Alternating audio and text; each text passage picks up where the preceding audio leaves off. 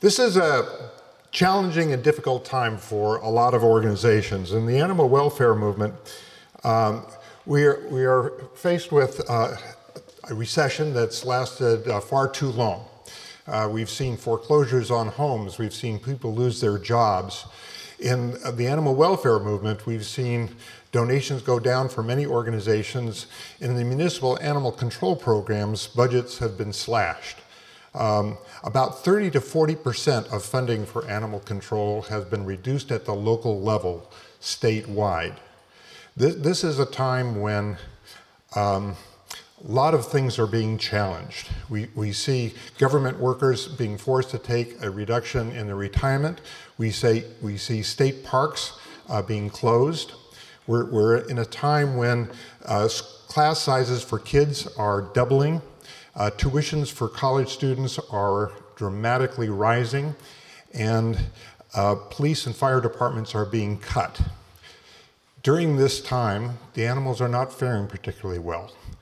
They're being dealt an unfair deal. We are seeing the fact that the minimal life-saving net, safety net that used to exist has been torn apart.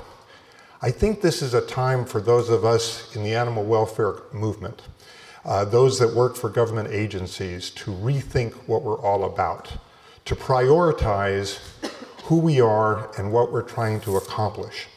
I would submit to you that the priorities for the animal welfare cause and municipal animal control programs should be, first, to save healthy and treatable animals.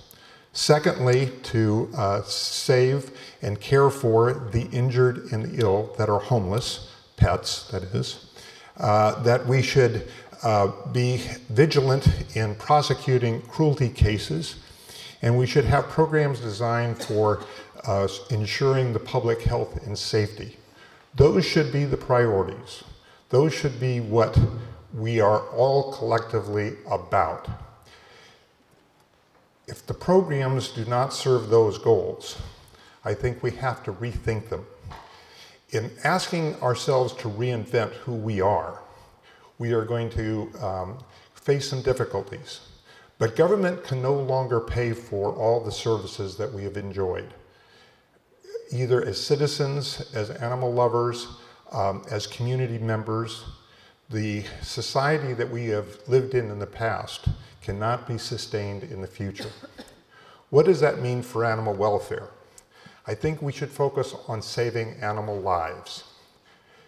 And the good news is the American public is with us. Just a few months ago, AP did a national survey and found out that 71% of Americans, this is those who are pet lovers and those who are not, 71% of Americans thought that we should, as shelters, be saving all of the healthy and the treatable dogs and cats that come under our care. Only 25% found it acceptable to euthanize animals because of an oversupply.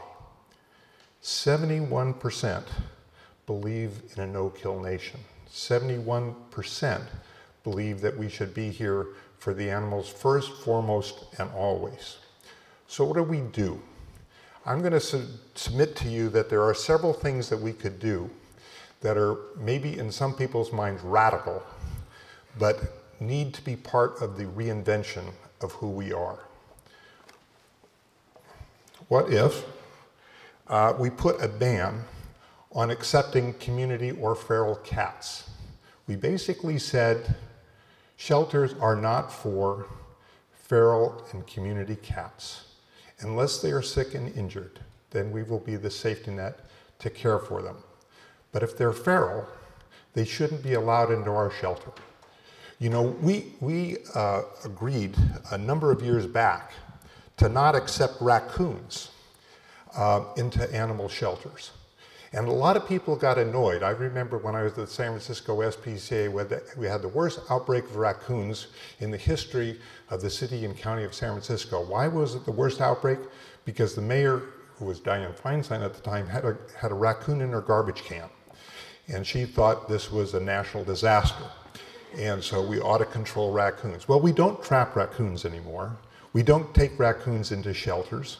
And if we do find a raccoon, it has to be relocated within 5 miles of where it was originally found.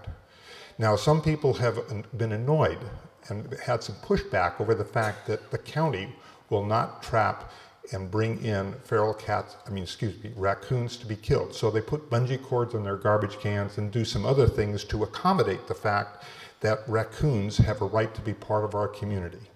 I would submit to you that bringing in feral cats and killing them in massive numbers is morally difficult, if not reprehensible, but it is also very costly, and we shouldn't be spending the taxpayer's dollar ending lives when there is another option.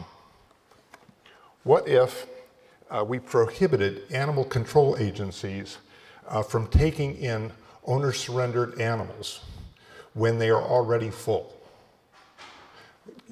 When you think about it, what is the requirement? There is no state requirement that animal control has to take in owner surrenders. 71% of the American public does not want to see us kill dogs and cats. The American public needs to help us with the heavy lifting in terms of saying companion animal lives. So I would submit to you, when an owner wants to bring an animal into a shelter, they're basically told, if they are full, we cannot accept the animal at this time. If you want to go on a waiting list, we will help you when there is an opportunity to basically find this animal a home. But we're not going to accept it with the idea that this animal or some animal is going to die. We are here in a life-saving mission. We are not here to euthanize animals by the tens of thousands, by the hundreds of thousands, and by the millions. That day has gone by. That ship has left. This is a time when we do what's right by the dogs and cats of America. So what if we change the law so that if stray cats were picked up and brought in, they didn't have identification, that we took a picture of that cat and we allowed it to be put on our websites, or we put it in the shelter list, but immediately made the animal available, immediately said that the cats could go to a rescue if they were going to be guaranteed to find the animals a home. 2% of the cats in California over the last 10 years, and it has not changed, 2% of the cats get redeemed. We are holding on to stray cats, particularly kittens during kitten season, by phenomenal numbers. The chance that those litters of kittens are going to get reclaimed and go back to an owner is zilch. 2% of cats get reclaimed. That means we should put them up for adoption immediately, especially to the rescue groups. But I would even go beyond the rescue groups. I would say that shouldn't we be saying, if a cat or dog comes in with identification, we hold on to it for at least 6 days. But if it doesn't have identification, the animal is immediately placed up for adoption, with the understanding that there will be a record kept of that dog or cat that is placed. And if the owner does come forward to reclaim it, the new adopter has to surrender the animal to the original owner. But considering the number of cats that get reclaimed, and even in the dog world, not a hugely large number gets reclaimed, shouldn't we take advantage of the time that we have for those dogs and cats and try to find them a loving home, as opposed to holding on to them? This is going to sound annoying to some people, and it actually might even make some people angry.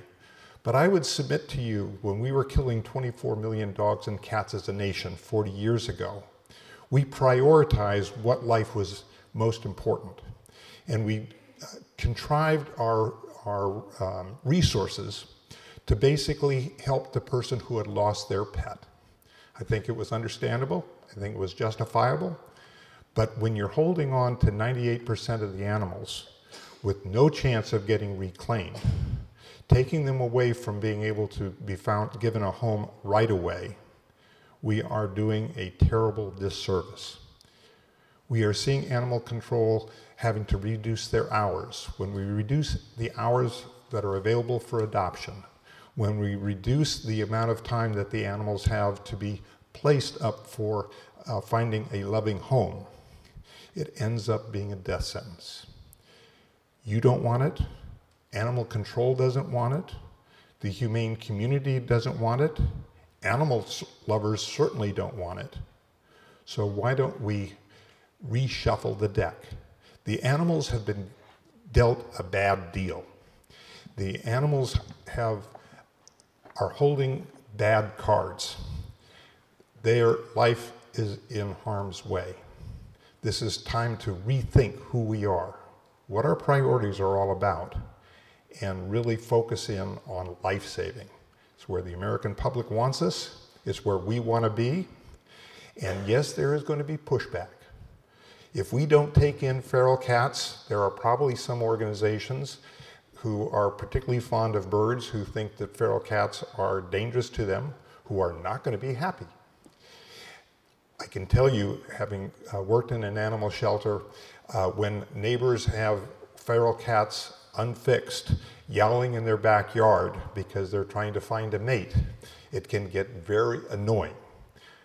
When we have people who want to give up their pet and they don't want the responsibility any longer, and they just want to shuffle it off and drop it off on a shelter, they're not going to be pleased when you say, you have to hold on to it, or you have to find the animal a home. You have to talk to your neighbors. You have to talk to your relatives. You got to talk to the people in your religious group, or you got to talk to the people at work. You got to help us because we can't do it alone. And the American people are with us. The American people want this. And so, yes, there will be some annoyance. There will be some anger. But think of the reduction in the volume of animals coming in.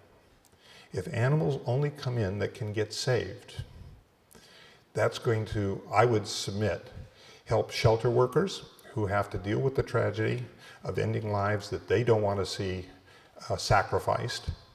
That's going to help all of us who are in the rescue community get revitalized because we know that we're all in this together. And we're going to be able to tap into the 180 million people who have pets that want to be there for us. This is a tough time. This is a difficult time.